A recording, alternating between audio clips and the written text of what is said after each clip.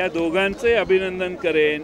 महाराष्ट्रामध्ये एक वेगळी दिशा देण्याचं काम मोहिते पाटील परिवाराने आणि उत्तम जानकर आणि त्यांच्या समर्थकांनी केलेलं आहे। पवार साहेबांनी या दोघांना एकत्रित करण्यासाठी विशेष भूमिका बजावलेली आहे आणि म्हणून आज माढा मतदारसंघ पूर्ण सुरक्षित झालेला आहे। आजच या उमेदवारांना विजयी घोषित करायला हरकत नाही, एवढं चांगलं वातावरण या मतदारसंघात झालेलं आहे। ज्या पद्धतीने गुन्हे दाखल करायची हालचाली आता तुमच्या भाषणात आले, काय प्रकार आहे ना, असंही कशावर मला माहीत नाही। यांनी भाषण केलं त्याला दुजोरा मी दिला की असं करणं योग्य नाही। किती जागा आता तुम्ही भाषणाची सांगितलं? सात ठिकाणी तर आमचे उमेदवार फार चांगले आहेत। 2-3 मतदारसंघातले अजून आमच्याकडं रिपोर्ट्स नाही आलेले, पण महाराष्ट्रात सर्व ठिकाणी जाईल तिथं उत्तम प्रतिसाद आहे। काय ठरलंय ते मी मगाशी भाषणात सांगितलं। ते लोकसभेसाठी या ठिकाणी धैर्यशील मोहिते पाटील उभे आहेत। उत्तम जानकर यांनी पूर्ण पाठिंबा त्यांना दिलेला आहे। येणाऱ्या विधानसभेमध्ये उत्तम जानकर साहेबांची उभा राहण्याची इच्छा आहे। त्यासाठी राष्ट्रवादीकडून ते उभे राहू शकतील। त्यांना ज्या चॉईस आहे त्यांचा त्यांनी उभा राहतील। त्या ठिकाणी या मतदारसंघाचा आमदार मला आमच्या पक्षाला पाठिंबा देणार पाहिजेत। त्यामुळं उत्तम जानकर या ठिकाणी उमेदवारी लढतील आणि ते लढत असतील तर त्यांना पूर्ण पाठिंबा आम्ही सगळे द्यायचं असं ठरवलेलं आहे। धक्कादायक बातमी आहे। निकाल काय लागला आहे, कोणत्या मेरिटवर लागला आहे हे अभ्यास केला पाहिजे, पण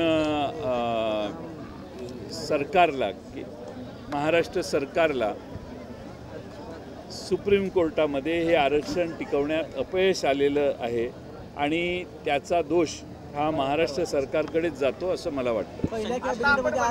विरोधातील अनेक जण तुमच्याकडे यायला तयार आहेत, लोकसभा झाल्यानंतर येणार आहे। किती जण असे आहेत, कोणत्या पक्षाचे? मी सांगितलं ना, 12-13 जणांनी आमच्याशी कमिटमेंट केलेली आहे की त्यांची इच्छा आहे आमच्या पक्षात येऊन उभा राहण्याची।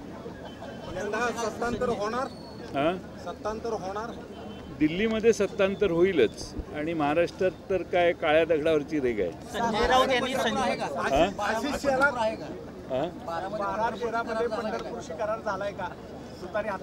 नाही, असा तपशील सांगून त्यांना अडचणीत मी आणणार नाही। थोडे दिवस जाऊ दे। संजय राऊत यांनी सांगलीचा वाद संपणार का?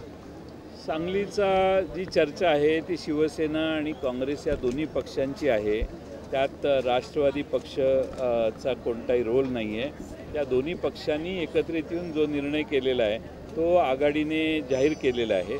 त्यानंतर ते दोन पक्ष चर्चा करतायत की नाही याची मला माहिती नाही। माझं सगळं लक्ष राष्ट्रवादी काँग्रेसच्या 10 लोकसभा मतदारसंघात आहे आणि त्यासाठी पूर्ण वेळ देऊन मी काम करतो। संजय राऊत यांनी टीका जी केली नवनीत राणावर, त्याला तुम्ही दुजोरा देताना दिसतात व्हिडिओवर, अशी टीका केली जाते, खालच्या स्तरावर टीका केली, काय नाही, त्यांनी कुठं टीका केली? जे नवनीत राणांना म्हणले नाच्या वगैरे जे म्हणलेले आहे त्याचं समर्थन करताना तुम्ही तिथं होता। राष्ट्रपती नेते अतिशय संयमाने सगळं बोलतात, वक्तव्य करतात, मात्र कोण राष्ट्रपती नेते सर्व कोण तुमच्या पक्षाचे नेते संयमाने बोलतात, पण तुमच्या सहयोगी मात्र पातळी सोडून बोलतात। नाही, असं आहे की प्रत्येकाच्या स्वभावाप्रमाणे लोक बोलत असतात। प्रत्येकाची एक स्टाईल असते, त्या पद्धतीनं बोलत असतात। त्यामुळं ते त्यांच्या पद्धतीनं बोलत असतात।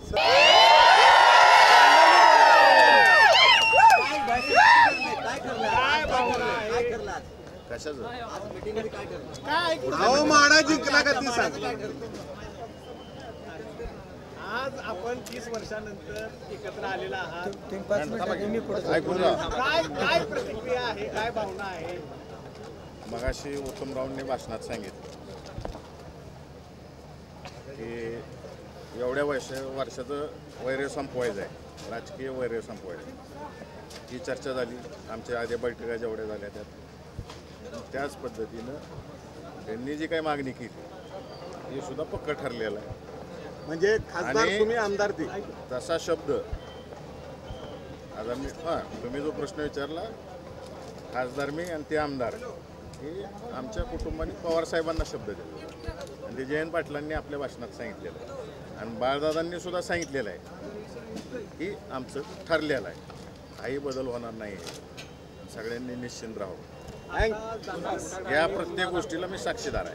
जानकर साहेबांनी आपल्यावर गुन्हा दाखल केला जाऊ शकतो अशी दृष्टी व्यक्त केलेली आहे, तयारी सुरू आहे, काय सांगाल? शुभेच्छा त्यांना सगळ्यांना.